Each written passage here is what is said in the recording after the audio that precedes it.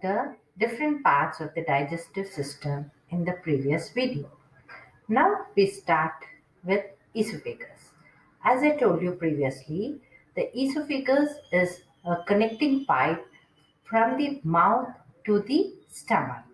So this is also called as commonly called as food file. It is a tube-like structure connecting the mouth and the stomach. It is about 30 centimeters long. This has powerful muscles which gently push the food down into the stomach. So here the muscles of the esophagus, they contract and relax, and thus there's a rhythmic fashion to facilitate the forward movement of the food. Now this movement happens in other parts of alimentary canal as well, and it is called as peristalsis. As I told you previously, there is no digestion taking place in the esophagus. Next, coming to the most important part is the stomach. Now, our stomach is a muscular J-shaped, thick-walled bag. It is the widest part of the alimentary canal and receives food from at one end from the food pipe and open into the smaller intestine from the other end. Stomach churns the food material, mixes the food into the digestive juices. The food in the stomach is churned into semi-solid, and this is what is called as chyme. Then gastric juice is secreted from the walls of the stomach and mixed with the food. It consists of enzymes and hydrochloric acid, which helps in the digestion of proteins. Following the stomach is the small intestine. This is the small intestine. The food leaves the stomach at a certain intervals of time. It doesn't push all the food material into the small intestine. It only passes bit by bit into the small intestine. This small intestine is the longest part, about 20 feet or 7 meters long in an adult human being. Now it is highly cubed and consists of three parts: duodenum, jejunum, and ileum. So as such, digestion, this is the first part of the small intestine, and this is the last part, and where in the complete process of digestion and absorption takes place in small intestine. Then comes the large intestine. The digested food material enters into the large intestine after small intestine. It is wider and shorter than the small intestine. It is about 1.5 meters in length.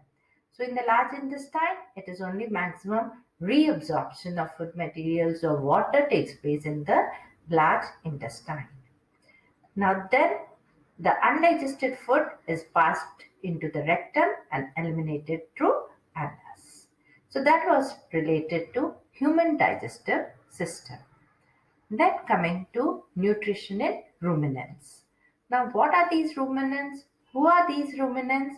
They are nothing but wherein the animals which feed upon, which feed upon the plant parts, which first swallow the food and later on in the leisure time they get back the food from the stomach into their mouth and leisurely chew the food material and later on swallow it.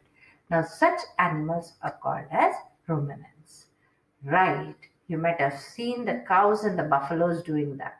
At the leisure time, they sit back and bring back the food into the mouth and always start chewing the food material. Those are called as ruminants. Now, as such, there's one more important thing in the ruminants. Now, a food material consists of cellulose. We require cellulose for the complete digestion of food material, easy passage, right? So, thus, we require cellulose in our food, but we are not capable of digesting cellulose. Only the ruminants are capable of digesting the cellulose. They have the special enzymes which are capable of digesting the cellulose which are absent in us. We require cellulose. It prevents constipation, smooth movement. It helps in smooth movement of food material. But we are not able to digest. Whereas these ruminants are capable of digesting this complex carbohydrate, what we call it as cellulose. The plant-eating animals digest their food in two steps. The stomach is divided into four important chambers: rumen, reticulum, omasum, and abomasum. So, as such, half chewed food is swallowed and then it goes from the mouth into the rumen, the first chamber of the stomach. Here it is acted upon the bacteria. So these microorganisms are capable of digesting the cellulose. This half digested food goes to the second muscular chamber, the reticulum. From the reticulum, the food is sent back to the mouth as cud, okay, which gets back to the mouth for proper chewing and swallowing it again. That we call it as cud, to be chewed again. Chewing of the cud is called rumination, and such animals are termed as ruminating animals or ruminants. Cow, goat, buffaloes, sheep, bison, etc. are the example of ruminating animals. So after digestion and absorption, nutrients from food are taken to the cells of all parts of the body. The cell oxidizes the food to release energy.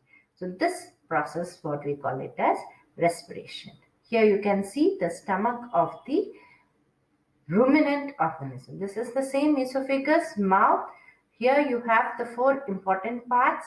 That is the largest, that is the rumen, right? Rumen, reticulum.